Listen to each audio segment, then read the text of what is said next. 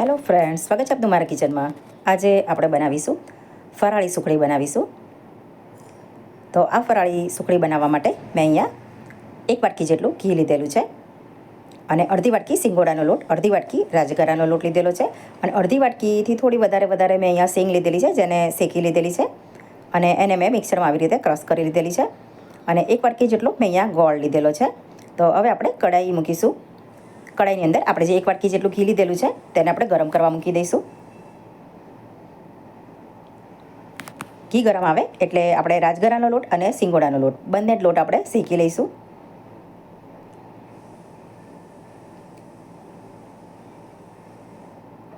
ગેસની ફ્લેમ આપણે અહીંયા લો રાખીશું અને લગભગ આ લોટને શેકાતા 7 થી 8 મિનિટ જેટલો સમય લાગશે. આ સુખડી પોચી એવી બનીને ખૂબ સરસ લાગે છે, પોચી એવી બને છે. ઉપવાસમાં તમે આ સુખડી ખાઈ શકો છો.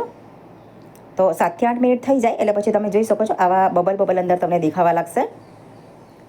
તો આપણે સમજી જવાનું કે આપણો લોટ બરાબર શેકાઈ ગયેલો છે અને સિંગને આપણે પહેલેથી શેકેલી છે અને શેકી અને એને છોડા કાઢી અને એને મિક્સરમાં ગ્રાઇન્ડ કરેલી છે.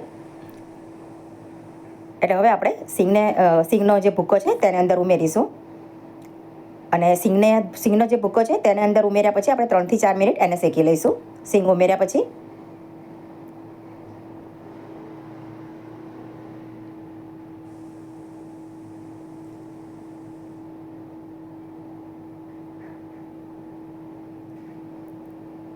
એકદમ સહેલું માપ છે અને સહેલી રીત છે બનાવવાની.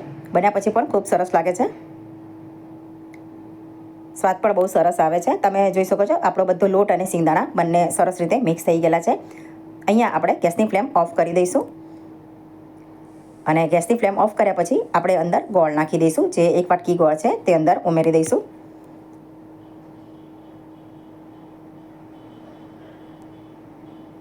આપણો લોટ ગરમ જ છે એટલે ગોળ સરસ રીતે અંદર મેલ્ટ થઈ જશે. કઢાઈને આપણે એવું હોય તો નીચે ઉતારી લઈશું, ગેસ પરથી નીચે ઉતારી લઈશું એટલે આપણને બરાબર મિક્સ કરતા ફાવે. તો તમે જોઈ શકો છો સરસ એવો આપણો ગોળ પણ અંદર મેલ્ટ થઈ ગયેલો છે.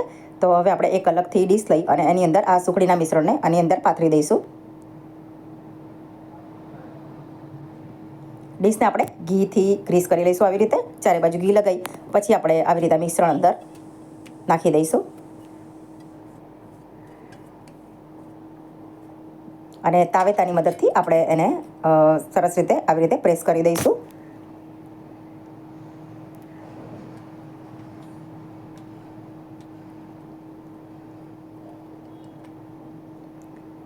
આપણે કિનારી પર બરાબર પ્રેસ કરીશું એટલે સરસ આપણે જ્યારે કટ કરીએ ત્યારે એના પ્રોપર એવા પીસ પડે.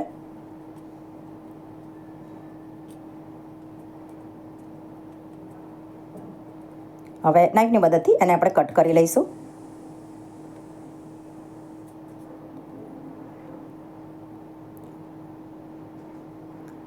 બદામની જે કતરણ આવે છે તેનાથી અહીંયા ગાર્નિશ કરી દઈશું.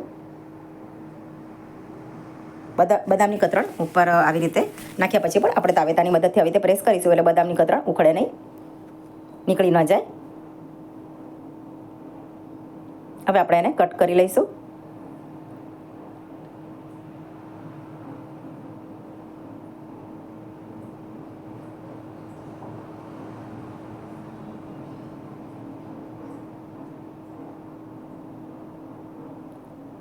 કટ કર્યા પછી આપણે એને લગભગ 15 મિનિટ જેટલો રેસ્ટ આપી દઈશું.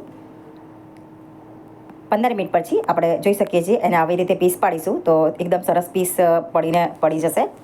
તો તમે એકવાર આ રેસીપી ઘરે જરૂરથી ટ્રાય કરશો. તમને જો મારી રેસીપી પસંદ આવી હોય તો મારી ચેનલને લાઈક, શેર, સબસ્ક્રાઈબ કરશો. Thanks for watching.